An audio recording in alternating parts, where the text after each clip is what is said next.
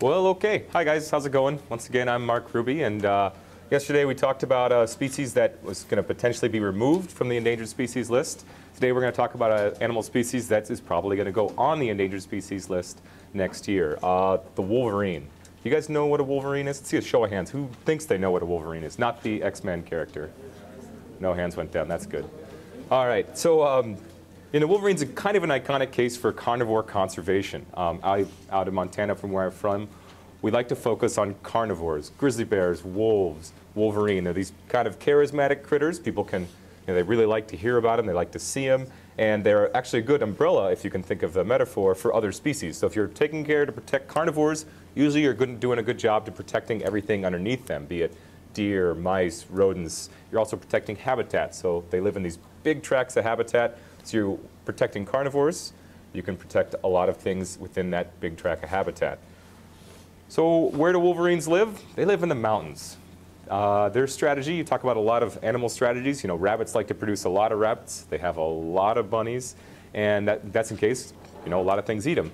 Wolverines, they usually go big or they go home. They live in places that no other animal can survive. Doug Chadwick, an author from back home, he likes to say they don't deal in partial truths. They don't equivocate. They live in the mountains, and that is the way it is, which makes them pretty cool, and they're neat animals to relate to. The Latin name is gulo-gulo-luscus, so gulo-gulo means gluttonous glutton. They eat, they move, they go. You can't get any more gluttony than that, as Chadwick would say. So you can look at these mountains, and they look pretty tough. This is Glacier National Park in Mount Gould. Some of you may have seen this. This is in Many Glacier Valley. And they'll run up and down cliffs like that all day long, especially in the winter, which you'd think this kind of place would be even harder to inhabit during the winter because it's just filled with snow and ice. So the Wolverine itself is kind of a critter that looks like this. It's about yay tall and this long. They weigh 20 to 30 pounds maybe, but they're specially adapted for these extreme habitats. You look at those feet, they're big feet about the size of my hand, which doesn't look that big, but if you put it on a critter that small, relatively, that's a big foot. So they act like snowshoes. These animals can move along the top of the snow. They don't sink in. They don't get buried. They don't post hole like I would if you guys have ever walked in deep snow. In addition, you can look at their big, long fur. They're super well insulated. They can survive temperatures of 40 degrees below 0 Fahrenheit. They'll sit on the snow and they won't even melt it. That's how well insulated they are. They're basically a cold weather critter, which will come into play a little bit later as I talk about some other things. They have some massive teeth and claws. You look at those teeth right there, they can grind up bones, some cases even rocks. They have incredible teeth pressure. They have huge claws, which, I don't know if you guys know, they're like crampons. They work on the ice. Crampons are those steel spikes climbers put on the bottom of their boots so they can actually stick into the steep slope when they're climbing up. That's the same way it works for Wolverines. So you can see that some of these adaptations make it a pretty popular reason to turn an X-Men character into Wolverine. I don't know if you guys get the image, but I'm guessing you do. All right, so I'm going to go back and forth in a video, and we'll show you some stuff about Wolverines. So there's not a lot of animals that live in these elevational extremes like the Wolverine does during the wintertime. They're usually above 5,000 or 6,000 feet, tons of snow. There's not a lot of life up there during the winter because it's hard. All the other animals go downhill. So what do these Wolverines eat? What on earth can they find? They're carnivores, so they have to find other animals. Oh. There we go. Let's give you an idea of what some of these environments are like. This is an avalanche occurring in Glacier National Park, and they put the camera in the wrong spot. Wolverines don't hibernate, and so they're out all winter long, and they're feeding on animals that are killed by avalanches and falls. So they're picking up the pieces of other animals that didn't make it through the winter. What do you think, Brad? Well, there's more left of this goat than a lot of them. These are the remains of a mountain goat that a Wolverine had consumed. And this is all that's left. It's interesting. They didn't eat the teeth. I was actually surprised to find this part of the upper mandible and this part of the pelvic bone. They just must not have been hungry that day.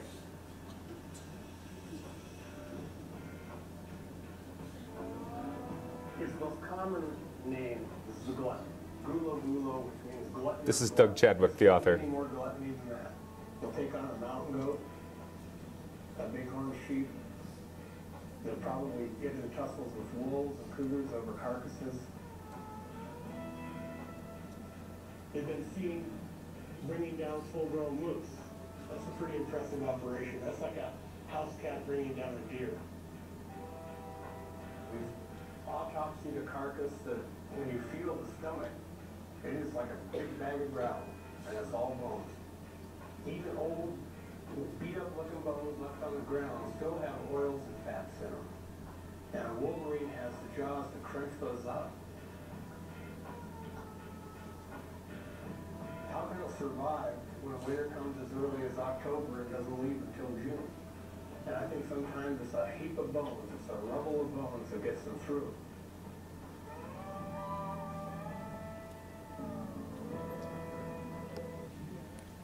So 20 years ago, and actually 10 years ago, we don't know anything about wolverines. When I say we, I mean the biologists, the people that are supposed to be conserving these critters. Literally almost nothing. We talk about grizzly bears. Grizzly bears are the most widely studied animal within North America. They've been studying grizzly bears hard and heavy for the last 40 years. Wolverines are not the case. So in the past 10 years, it's kind of been exciting because we've actually gotten to know a little bit of the wolverines. The guy in the blue jacket you saw in the snowfield playing with the bones is named Rick Yates. He's the head of the Wolverine field crew in Glacier Park. And funding was pretty limited for this, but they actually did a population assessment in Glacier Park 2005 to 2007, or 2004 to 2007. And Rick still goes out and volunteers to try to track some of this stuff himself. But what's important to realize is they're very hard to find. These animals live at low population densities. They travel long distances. People don't usually see them, so it's really hard to get a beat on how many they are, what kind of habitats they use. We don't know. So if we don't know, how can we come up with objectives to, oh, we need to conserve this, or we need to pay attention to where we build our roads because they might hurt wolverines? What kind of foods do they eat? So actually in the last couple of years, they've actually figured some of this stuff out. So how do you catch a wolverine? Well, what you do is you have a trap that looks a lot like this in the wintertime. And it's similar to a grizzly bear. You use a bunch of bait, except what you have to do is trap it in the winter. So you're going into these remote mountain areas, kind of like the pictures I showed you.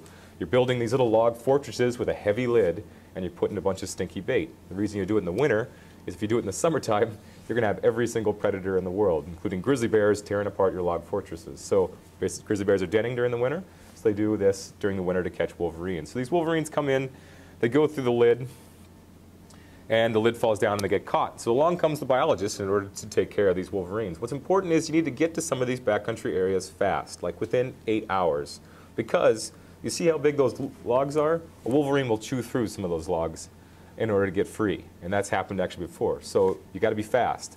Now you guys probably are thinking, oh, you just drive to the trap in the morning. Not a big deal. But we're talking about pretty remote areas where you're getting out of your truck, you're doing a 6-mile ski in, and then you're checking the trap. And sometimes the weather's not so cooperative, so it's windy, it's snowy, there's big drifts. Sometimes you can't even get on the road. So it's pretty challenging to do this work. Again, you see Rick Yates there, and then the author Doug Chadwick in the background. He's volunteered with the Wolverine Project. This wolverine, again, like a lot of wildlife when you're handling it, it's been sedated.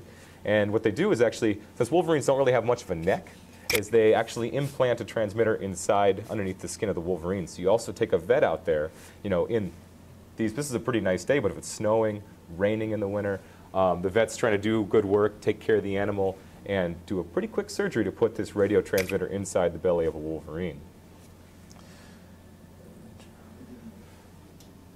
But these transmitters are pretty great in terms of wolverines. They allow us to follow the animal, to see where it goes, to see what kind of habitats it uses, see how far it travels. So this is Mount Cleveland in Glacier National Park, 10,644 feet tall. It's a big mountain. It's also a really steep mountain. In fact, climbers have tried to far face over the other side, tried to climb that and have failed for years. Several climbers died about 10 years ago trying to do just that. Well, it turns out a wolverine, they can climb these peaks no problem. In fact, he made it all that way. You see that red line? That was an hour and a half, which you guys are probably thinking, yeah, I could probably handle that in an hour and a half. And I thought the same thing. I've done a lot of hiking in Glacier Park. I was in pretty good shape, and I could do things not a lot of people could do. But these wolverines killed me, and I actually went up in a mountain and tried it myself. So to give you an idea of what this looks like up close, these wolverines are basically heading straight up slopes like this, which is incredible, especially in 90 minutes. So you have this small animal. He's adapted to winter environments, and he's climbing these peaks in the middle of winter, in the midst of avalanches and ice. It's pretty incredible what these critters can do. So why are they going to peaks like this? Well, Doug Chadwick's theory is that they're actually going to the top of these peaks to smell for dead things. Their noses are that good. So they're using these things to get up high, catch the winds, smell for something dead, and they take off and go miles down the valley to find it. I mean, that's a tough way to go to the grocery store, right? You climb a tall peak, you find out what you're going to eat, and then you got to go get it. So we find that wolverines, they have huge home ranges. They cover like 500 square miles. And additionally, they move great lengths in short distances at a time. So each one of these, this has actually changed, but what they had these transmitters set to, they take a GPS location every 5 minutes on the Wolverine. And they found that in 5 minutes' time, these Wolverines would go uphill, they'd go side hill, they'd go up cliffs. 5 minutes at a time, they'd go about 3 football fields in length. Now, you and I could probably walk a football field in maybe a couple minutes. We could probably run 3 football fields in about 5 minutes. These guys are doing it time and time and time again, which is impressive, especially when you consider what they're eating in the wintertime is bones. I mean, how do they make that trade-off? How do they get the calories to have that kind of energy expenditure to travel in some of these extreme environments? And so that's what I mean about they go hard, they go big, or they go home. It's pretty impressive. So for those of you that have been to Glacier Park, some people came out to Montana last year. If you look straight up from my finger, right by that lake, is where we stood and looked at bears. So this is right in the middle of one of the Wolverines' home ranges. So when you look at a place like Glacier Park, which is just under 1 million acres, you can see you can't fit a lot of Wolverines in there if you consider a home range. These are different males and females. You have males typically referred to, M as in male, and then a number, 1. And you can see the males have much bigger home ranges than the females. Typically, females are smaller. They're caring for the young. And, when you have babies in tow, you can't go as far. And the males, in terms of wildlife, they're good dads, but they're not good dads. They don't really stay with the females or stay with the young. They take off and go do whatever. They're going to take care of themselves, go play with the boys kind of thing. So this is an important concept. This is why I talked about earlier about why we conserve carnivores. It's because they cover big tracts of land. We need large protected areas because wolverines, kind of like bears, are very sensitive to development. They won't cross, areas with high road densities. They won't cross a neighborhood like you guys have in the city. They just will totally avoid it. So if you have some of these things, they become fragmented. They won't go from Glacier south into the Bob if there's a bunch, like a town, say, in between. So these are some things to consider when you're trying to connect populations. Let's see, I got another video segment for you here. Whoa.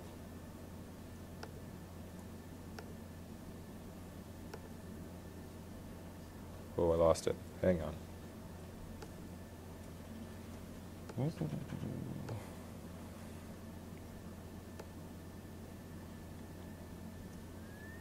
Oh, I see. It just wasn't spinning.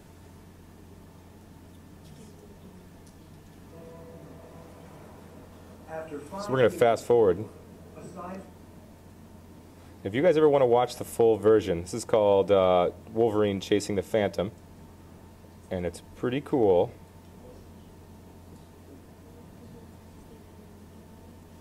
Back up here. So here's Doug again. I want to go where I want to go, Nope. do what I want to do, bite who I want to bite, climb what I want to climb. This work takes a rare breed of frontiersmen, those with 19th century backcountry skills and a dash of 21st century science. They hunt for electronic signals and set traps for DNA. That's Wolverine.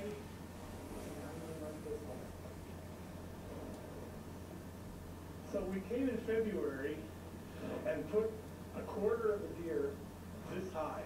And the only one that we hope is able to climb up to the top is a Wolverine. So we've got gun brushes, which are nice grabby wires. Put them all around so whoever climbs up is bound to leave a little bit of fur for us. This is treasure trove of Wolverine DNA. We're open. What does that mean? It means you can not only tell who the mother and father are, but you can start to see how many Wolverines you can fit into one area. And what we're finding from tracks and radio sign is you can't fit very many Wolverines even in a place as huge as this because they have enormous territories. A Wolverine patrols about 500 square miles, a home turf larger than an average grizzly's. Not bad for an animal with 10-inch legs. And all that vast range belongs to just one male and 2 or 3 females. How on earth do find each other across such a distance. They navigate by memory and marking, staking an invisible signpost with every stride. But the social side of Wolverines came as a complete surprise. It was thought that Wolverines are gnarly, surly, the only time they get together is to breed, but what we're finding is they're able to stay in the parent's territory their first year and learn from them where the good spots are. Learn how to be a Wolverine from dad, how to be a badass Wolverine. But the point is that they're much more sociable and much more family-oriented than anyone would have guessed. Males usually take several mates, and in an unusual family dynamic, they've been known to travel from female to female, helping to raise each of their kids. So that pole Doug had, we use that across a lot of landscapes, not just in Glacier Park. Trapping is very expensive. Not only is it expensive, but you have to have a lot of trained personnel, such as a vet with you. You have to get certain licenses from the state agencies in order to handle the wildlife. So an easier way to do it with new technology is to do the DNA thing, like he showed you. You put up this pole, and while the Wolverines are climbing the pole, they end up scraping along these gun brushes and leaving you some hair. You can see there's a thing sticking out on the right side of the tree about halfway up. Wolverine goes right by it, leaves a chunk of DNA, being his hair, and then he goes for the deer carcass, or deer leg, I guess is what it is. And this is pretty cool stuff, because we have these remote cameras out there that can actually take... Oh, I paused it. Oops, sorry. Let's try that again. There we go. These remote cameras that can capture some of this stuff. So not only can you get DNA, but you can actually select which DNA sometimes that you're getting. Like if you go out there every day and check this, and you look at your camera and you're like, oh, whatever, it was just a weasel. Or maybe there was, you know, a cougar checking out the bait and he left hair. You know, you don't have to worry about that hair. But if you know there's a Wolverine at your site, then you can send the hair in.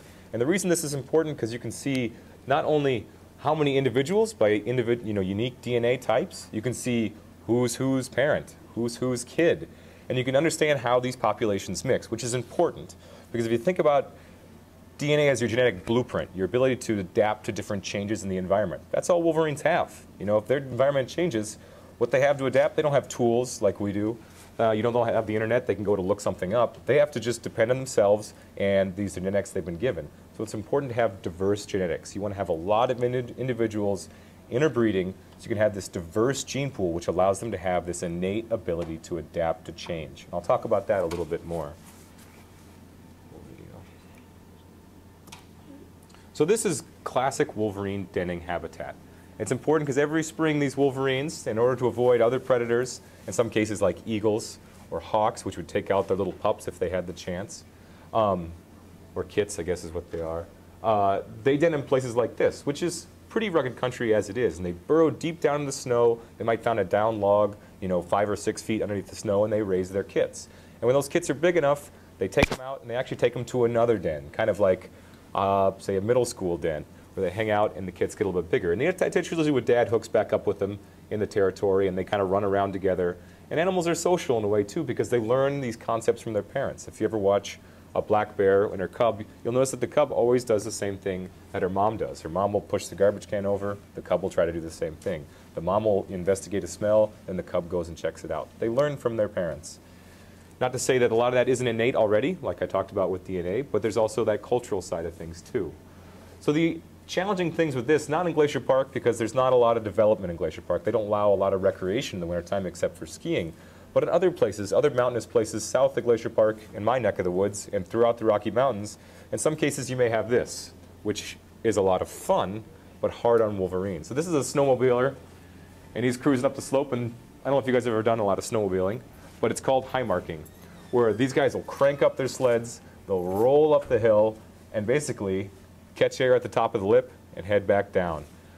It's a ton of fun, but it's actually hard on denning Wolverine. So these are some of the conservation concerns we have. You have to balance your recreation, what people want to do, with keeping some things wild.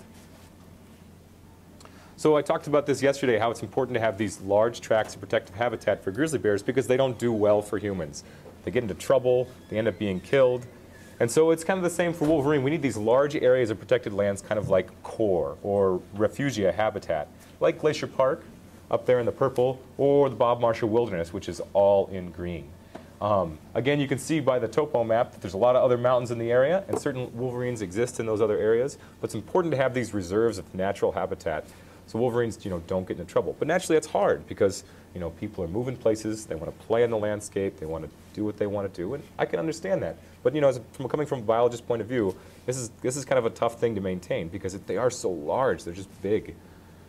Let's see, I got another video for you guys, which will segue into my next topic.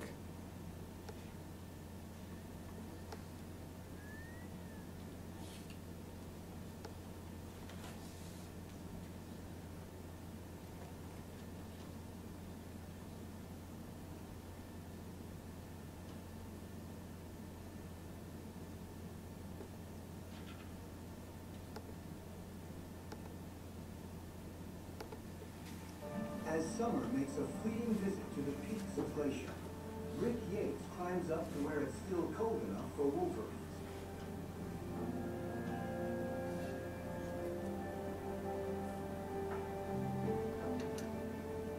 After months of subsisting on the bones of winter kills, this supreme scavenger gets to practice a little hunting.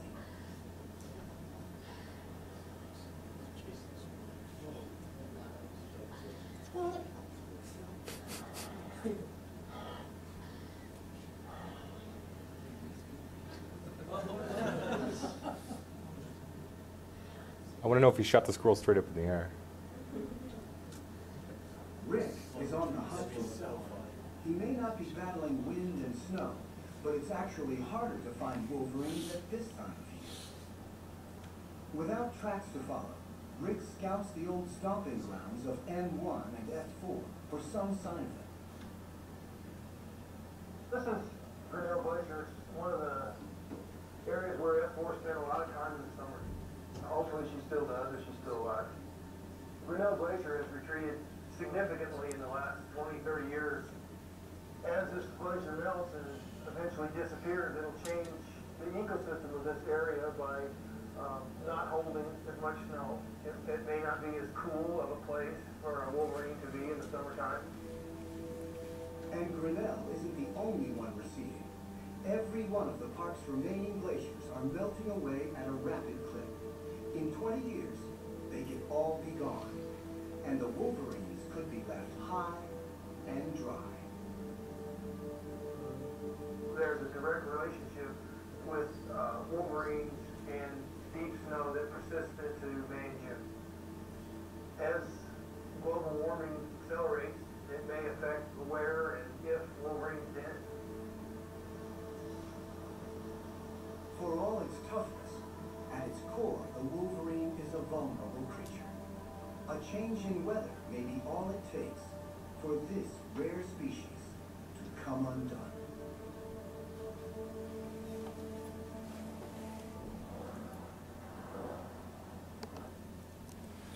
So what Rick points out is wolverines are very dependent upon that spring snowpack for those natal dens. And so some researchers took a pretty close look at this. They're like, well, how dependent are they? There's got to be some wolverines that don't need that snow. They'll go downhill in those May, June areas. They can find other places. And one of the concerns is that this spring snowpack is kind of disappearing. It's moving uphill. We don't have the same amount of permanent snowpack, not permanent, but the same amount of snowpack we do every spring in Montana as we did, say, 30 years ago, or 40 years ago, or 50 years ago. And they took a look, and they actually took satellite imagery, and they mapped snowpack for the time period May through June. And then they overlapped all those wolverine locations I saw you. They overlapped them to see how they correlated with where that snow was. And it turns out 93% in places like Glacier Park, 93% in that area was correlated with snowpack. So that means snow is incredibly important. These animals, you don't ever get percentages like 93% when you work with ecological data. You get like 30%. You're like, whoa, that's a big deal, because there's just so much natural variability out there. What this means is wolverines, they're adapted to the snow environment. And the concern is if there's less snow in the future, do Wolverines have the tool to change? And there's no answer to that. Definitely no answer. But you can see this is kind of the Wolverine circumboreal distribution. All around the world. They have in Scandinavia, through northern Russia, and then, of course, Alaska down in the US. So in my neck of the world, Glacier National Park is pretty close to the southern extreme of Wolverines and where they're at. Now, in 2008, there's a pretty exciting thing. They found a Wolverine in Tahoe, which is in California, which is far south along, the California towards the west coast. And that was kind of new stuff. A Wolverine also turned up in Michigan as well. So the question is, maybe they do have these tools, but we're not seeing it by a whole population. We're seeing it by some individuals. And anytime you work with wildlife, you kind of want to know what is normal. This animal does this animal does this. Which one of those is normal? And so you kind of take the average of all those behaviors and see. And the average of those behaviors is they're dependent on that spring snowpack den. So if that snow's not there in 20 more years, are they just not going to reproduce? Take a closer look at some of that stuff. The orange dots are actually known dens. The Canada border, United States, right there is Glacier National Parks. They know a few dens in there, a few other dens in southern Montana. But you can see, if you look at that blue area, the spring snowpack is viable Wolverine habitat. You can see that it gets pretty broken up down in here. If you wanted to have a big population, and these guys live at low densities, how are you going to connect those populations? And what's going to happen in the future? Maybe we don't connect them because what are we going to do? Manufacture snow? That's probably not going to work. So they estimate in Montana and maybe even the lower 48, there's about 500 Wolverines, but more likely like 300 Wolverines. And that's a pretty low population. So what comes into play is, of course, climate change. More carbon in the environment, and we have the average temperature of the globe warming, which will mean that actually have warmer temperatures move uphill.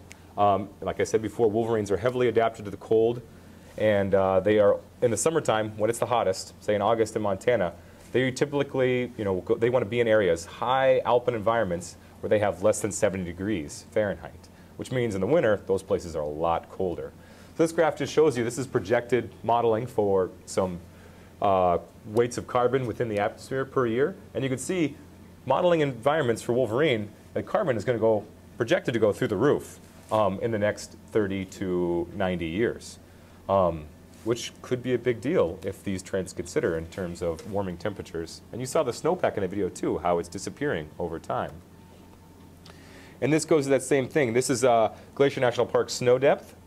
And you can see there's always a high degree of variability year to year in snowpack, so we have to look at a larger time scale, 5 years, 10 years. And you'll see that there is a decrease, especially look at March snowpack there on the left bottom, anywhere from 1950 up to 2000, you start to see a trend there. Additionally, you see the same thing in April, and that's what Wolverines depend on. They need that spring snowpack for denning. So there's some biological concepts I was just going to touch on just for a few more minutes, and then if you guys have any questions, or we can discuss this stuff. But it's the idea of a metapopulation. So if you look at all of the western United States, you can think of Wolverine populations, like a large interbreeding group. They work with each other. Well, if you looked at maybe some things at like a Montana type scale, you can look at things in terms of metapopulations, which is a separated population that still have some level of interaction. The Wolverines in Glacier National Park, how often do they make it to the southern end of the Bob Marshall Wilderness, almost 90 miles away, to interbreed? Probably not that often, or maybe they do. So you think about metapopulations, kind of like this graphic showing, is these small little insulated groups of animals, and they move across the landscape and interact with a different, kind of like you guys walking from building to building on this campus. So what you need to consider, if you want to make it from one class, go all the way across campus to another class and make it on time, or make it at all, you want to have a pretty easy mode of travel, right? You guys have sidewalks, it's pretty easy to get around campus. Some cases, like for people like me that don't know their way around, they have signs, buildings are all labeled. So what if in between your buildings you had things like trenches, barbed wire, moats filled with alligators? That makes it a lot harder for you to get to that other building, right? So that's kind of the same metaphor for Wolverines. If there's highways and cities and development, it's hard for them to get from one spot to another. And you want to keep that diverse genetic blueprint, right? You want a lot of these Wolverines to breed together so they have as many tools in the toolbox to work with when the environment changes. And that's a consideration into the future. So to kind of illustrate some of those concepts, we look at connectivity. Connectivity of habitat. So if you think these patches of green, kind of like big patches of alpine environment for Wolverines, you want to figure out how they can be connected. You could do that through little stepping stones. Maybe a wolverine can cross a busy street as long as it's just one street. Maybe he can cross a forest road. So we can do little patches when we're thinking about planning into the future. We can make just full-on, straight-up linkage zones, kind of like a sidewalk or a crosswalk. It's a safe place for wolverines to go where we're pretty confident they can actually make it across. And the term in wildlife typically is for an environment that isn't suitable to an animal is called a matrix. Not like Neo and Morpheus, but like the matrix is, it's a hard place to be. Kind of like if you were out there trying to make it across moats, razor wire, you know, gun shooting at you, that's like a human matrix. It's a tough place to travel through.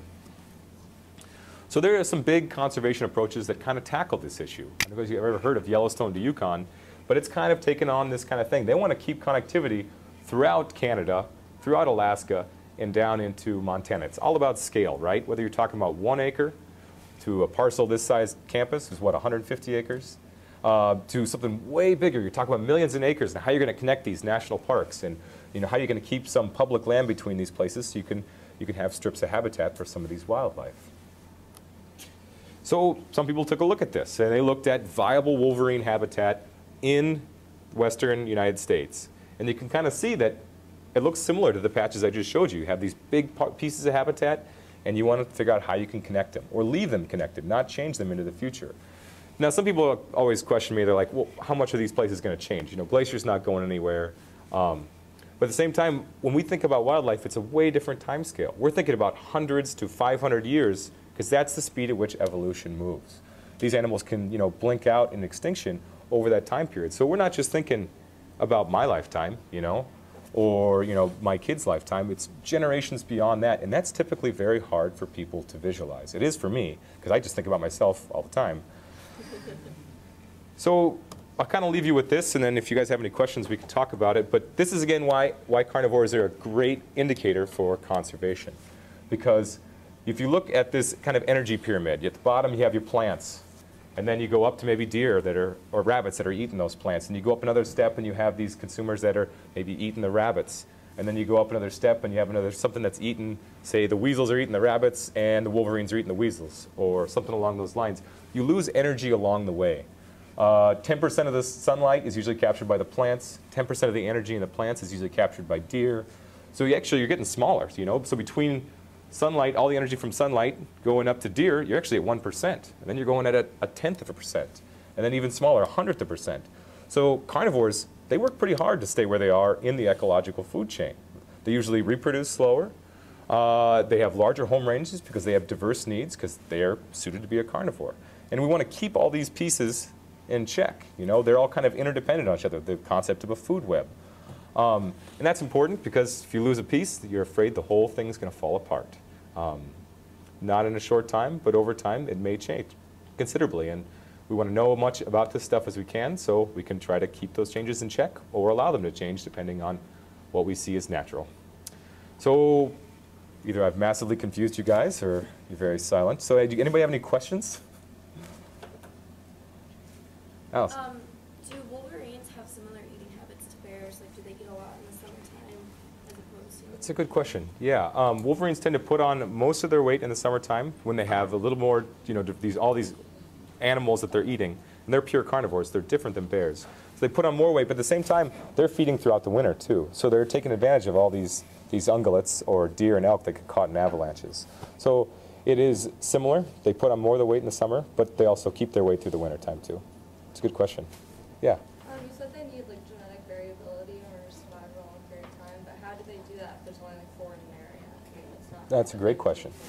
So usually the animal has an adaptive strategy. So these wolverines have great sense of smell.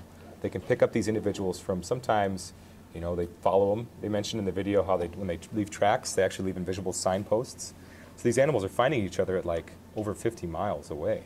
And so that's an important thing because they go so far to find mates that it's a great way to keep genetic variability across a broad landscape. But when you think about genetics, there's usually something that's referred to as an effective population size. So you have a genetic pool that's actually going to withstand things like, you know, the genetics drifting to, you know, bad sorts of genetic variation. And for usually wildlife populations, that's considered just as a standard rule 500. So when you have small populations, you really need to worry about things like inbreeding, where you have, obviously inbreeding kind of makes you think of, you know, your cousin down in Alabama or whatever. So you have some bad connotations with that kind of thing. And that's the same thing for wildlife. When you have a lot of inbreeding, you end up having some, they have a less of ability to adapt, and typically those species die off. That's a good question. Yeah? What do you personally think is a tougher animal, Wolverine or Oh, Wolverine. Definitely. Yeah. Well, one, their voice is way better than the honey badger, too. They do look the same. Yeah, in fact, if you go way, way back, most likely, if you think Pangea or whatever, they're probably divergent off of similar sorts of tree. But yeah.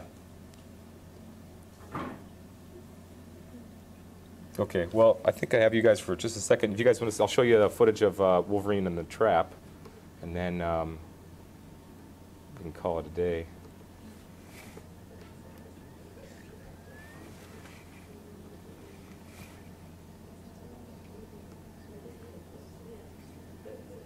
When is it? It's at 2:30.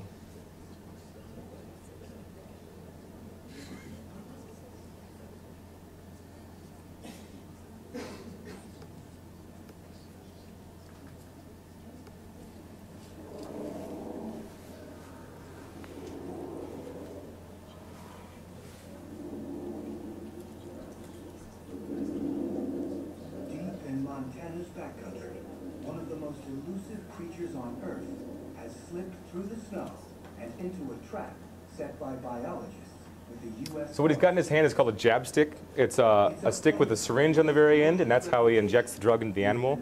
The hard part is when that thing's running around in the trap, he's got to actually hit it and inject the drug all at the same time. It's pretty challenging.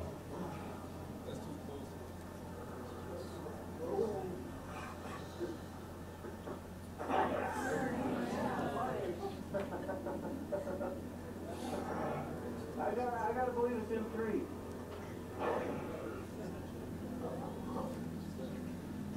It's a Wolverine, a male they call M3. A big badass guy, dark colored, chocolatey brown, fat, healthy looking guy in the prime of his life, M3. A Wolverine cross a topo man like we cross a street. At some point, he got in his head that this is where he's going to go. And if that takes over top, then so be it. He climbed Mount Cleveland. He climbed the highest peak in the park. He went to the top of it at the end of January. He gained 4,900 vertical feet in 90 minutes. That's a cool looking mountain, but it's not actually Mount Cleveland. It's the kind of stuff where even the ghosts are looking at him going, don't go, don't do it, man. You're gonna die.